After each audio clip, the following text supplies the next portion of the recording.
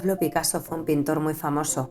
Desde que era pequeño lo observaba todo con mucha atención, a pesar de que a su madre no le gustaba que mirara a la gente con tanto descaro. El padre de Pablo, don José, daba clases de dibujo. A Pablo le gustaba hacer garabatos en las hojas imitando a su padre. Don José corregía los dibujos de su hijo y le enseñaba las reglas de la pintura. Cuando Pablo cumplió 14 años, su padre le dio una buena noticia. Le habían aceptado en una escuela de pintura de Barcelona donde él trabajaba. Pablo quería ser pintor, pero no como su padre. Quería inventar nuevas formas de dibujar. Por eso, Pablo no estuvo mucho tiempo en la escuela de pintura. A su padre no le gustó que dejara de estudiar y tampoco que cambiara su forma de pintar. Picasso decidió irse a París, que era el lugar donde todo artista quería vivir en aquel momento. Fue entonces cuando comenzó a pintar con azules, violetas y grises. Había nacido la época azul en su pintura. En París, Picasso se enamoró de la bella Fernande y conoció al poeta Apollinaire, quien le enseñó el mundo del circo. Entre arlequines y acróbatas, entre las bromas que gastaba Apollinaire y el amor de Fernande, Picasso fue sustituyendo poco a poco el azul por el rosa. Un día, Picasso fue al Museo del Trocadero para ver obras de arte africano. Lo que allí vio no eran esculturas corrientes, daban un poco de miedo.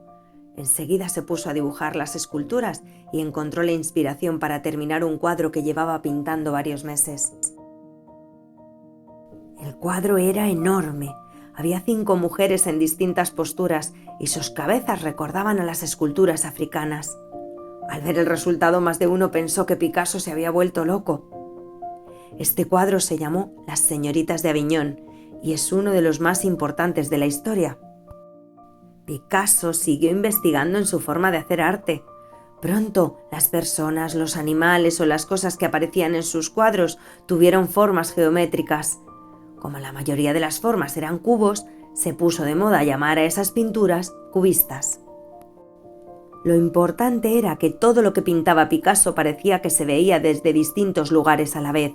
Si pintaba, por ejemplo, una jarra, la gente podía verla de frente, de perfil, desde arriba, desde abajo, desde atrás al mismo tiempo. Con el paso del tiempo, la gente fue aceptando el cubismo. Picasso ya no era solo un artista, era un personaje famoso y vivía tranquilamente en Francia. Hasta que un día se enteró de que en España había estallado una guerra y un escuadrón de aviones alemanes había bombardeado la ciudad de Guernica. Su dolor e indignación lo llevaron a pintar uno de los cuadros más importantes de todos los tiempos, Guernica.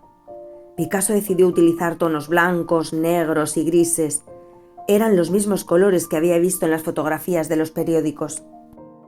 Después de pintar el Guernica, su fama fue aumentando día tras día, y a su casa llegaban periodistas, turistas y entendidos de arte. Él siempre los recibía. Picasso siguió trabajando sin descanso en sus pinturas, esculturas y cerámicas, y observaba el mundo con los mismos ojos que cuando era pequeño. Logró que miráramos las cosas de otra manera, y desde entonces la pintura cambió para siempre.